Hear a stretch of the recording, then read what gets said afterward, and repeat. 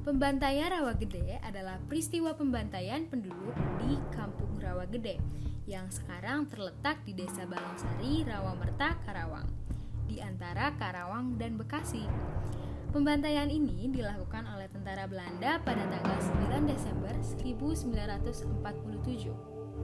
Pertempuran ini dimulai ketika Belanda menyerbu Bekasi.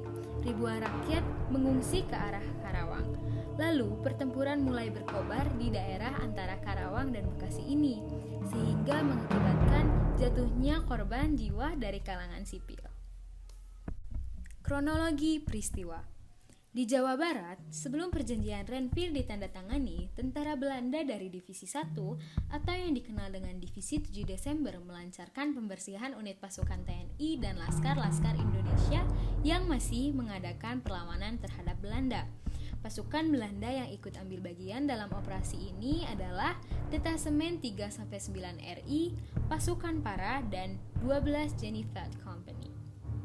Pada 9 Desember 1947, sehari setelah perundingan Renville dimulai, tentara Belanda di bawah pimpinan seorang mayor mengepung Dusun Rawagede dan menggeledah setiap rumah warga. Namun, mereka tidak menemukan satu senjata pun. Mereka kemudian memaksa seluruh warga untuk keluar rumah dan mengumpulkan mereka di tempat yang lapang.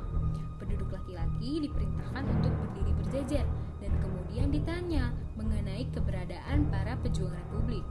Namun, tidak satupun rakyat yang mengatakan tempat persembunyian para pejuang tersebut. Pemimpin tentara kemudian memerintahkan untuk menembak mati semua penduduk laki-laki, termasuk para remaja belasan tahun.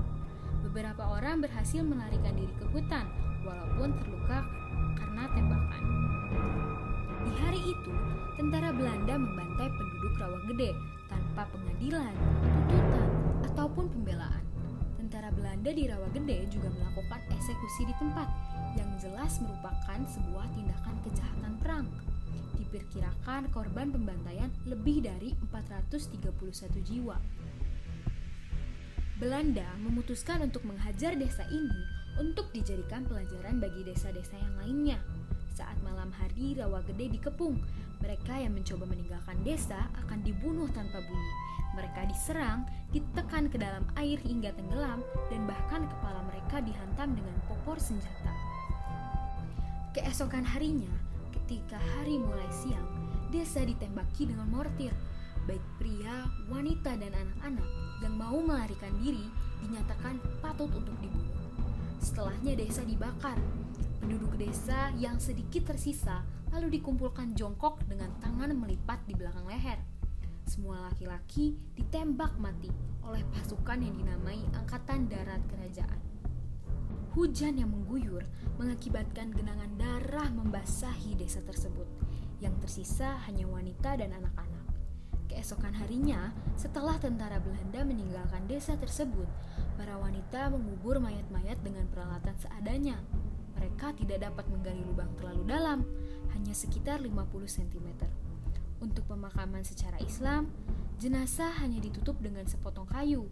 Mereka terpaksa menggunakan daun pitu dan kemudian diuruk tanah seadanya, sehingga bau mayat masih bisa tercium selama berhari-hari. Penyelesaian kasus.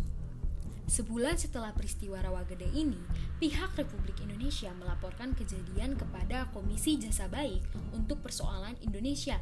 Namun, tak ada tindak lanjut kecuali satu pernyataan dari Dewan Keamanan PBB ke Indonesia tertanggal 12 Januari 1948 yang menyebut aksi brutal tentara Belanda di Rawagede sebagai deliberate and ruthless, tanpa ada sanksi yang tegas atas pelanggaran HAM, apalagi untuk memandang pembantaian rakyat ini sebagai kejahatan perang. Tuntutan kepada pemerintah Belanda pertama kali disampaikan oleh Komite Nasional Pembela Martabat Bangsa Indonesia atau KNP-MBI yang didirikan pada 9 Maret 2002. Lingkup kegiatan KNP-MBI ini khusus untuk menangani hal-hal yang sehubungan dengan Belanda. KNP-MBI pada 5 Mei 2005 bertempat di Gedung Joang 45 mendirikan Komite Utang Keumatan Belanda atau KUKB. Dalam kunjungannya kembalinya ke Belanda pada 18 Desember 2005, Ketua KUKB Batara R mengangkat Jeffrey Pondak sebagai Ketua KUKB Cabang Belanda. Anggota Dewan Penasehat KUKB ialah Abdul Ihsan SH, juga mantan Duta Besar RI untuk Kerajaan Belanda, memberi sumbangan untuk membiayai pendirian yayasan dan untuk membayar pengacara di Belanda yang akan mewakili tuntutan para janda korban di Rawagede. Yayasan KUKB dan saksi korban pembantaian di Rawagede menuntut kompensasi dari pemerintahan Belanda. Pondak getol berkampanye dengan berbahasa Belanda yang lincah dan ramah. Hakim mengakui KUKB memang mewakili kepentingan warga sipil Indonesia yang menjadi korban kekerasan di masa kolonial.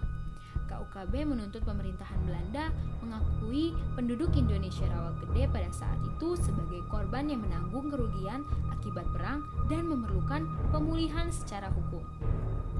Tak tanggung-tanggung, KUKB memilih kantor advokat Bohler yang tenar dan pengacara Prof. Dr. Lisbeth Zegveld sebagai pengacaranya.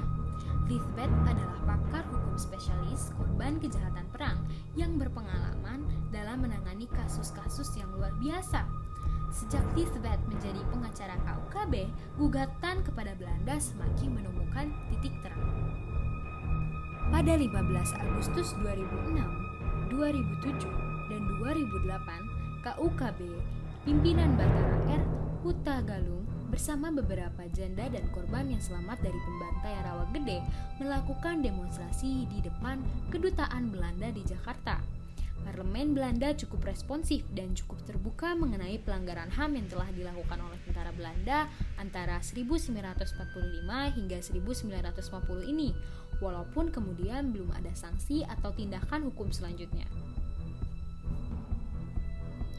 Selanjutnya, 16 Agustus 2005 diakui oleh Menlu Belanda bahwa agresi militer tersebut telah menempatkan Belanda pada posisi sejarah yang salah. 7 janda korban pembantaian, 1 anak perempuan korban, dan seorang lelaki penyintas lantas menggugat pemerintah Belanda atas kejadian pada 1947 itu. Kesaksian Saih dianggap hidup, segar, kuat, dan syarat bukti kesaksian, termasuk bekas tembakan di kakinya.